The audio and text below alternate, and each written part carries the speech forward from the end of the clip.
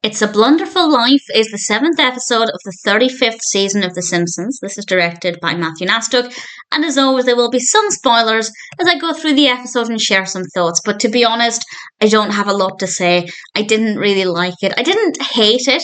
I wasn't necessarily sitting there hoping it would finish quickly, but at the same time, apart from a few tiny things that I will mention, I didn't really enjoy any of it.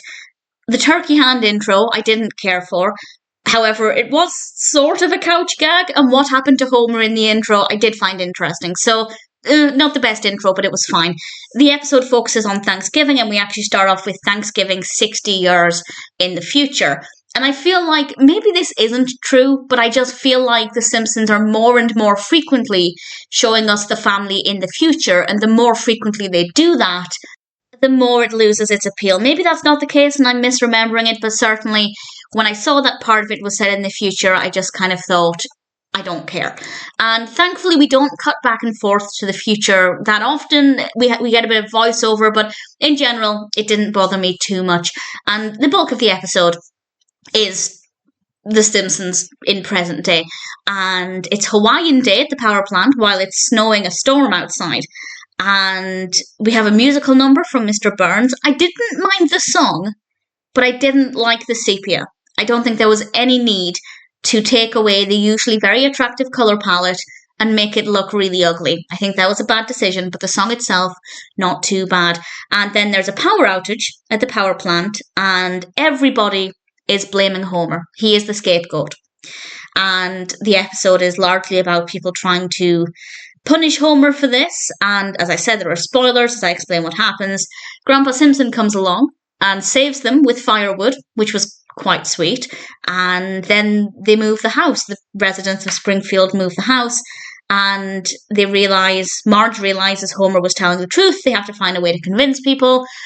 It's not an interesting narrative, it really isn't. I found it to be tremendously boring. It didn't offer any excitement for me. Even the musical number, which was not a bad song. I kind of liked the song a little bit.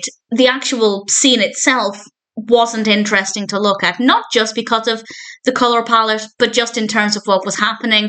And I love musicals, and I tend to like musical numbers in The Simpsons. So even that was a bit of a disappointment. So I can't say I hated it.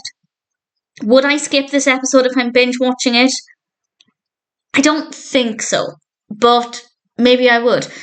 There are two small things that I want to mention that I quite liked, though. One is when they queried how everybody at the power plant can just sing and dance so effectively. I know this is a criticism a lot of people who don't like musicals have. How can everybody just suddenly launch into song and dance and it's all pitch perfect? I get it, but it's part of the appeal, and Burns points out that a lot of them are trained, and a particular group graduated from the Juilliard. I liked that. The other thing I really liked, and I've mentioned this before, I like the fact that The Simpsons is often very self-aware. And when Grandpa saves the day by putting the wood in the fire and they've got heat and everything's good again, well, not quite good again, but slightly better, he says, I grew up in the cruel world like this back in the 30s or 50s or whatever makes sense now, which I rather liked, because obviously The Simpsons has been going on for a tremendously long time, but the characters are still the same age. So Grandpa was once a child in the 30s, maybe now that wouldn't make as much sense. So I liked that. That was a line that amused me a little bit, and Grandpa in this was just brilliant. But as an episode as a whole, I thought it was average at best. It's a Blunderful Life is not the worst. I would probably watch it again at some point.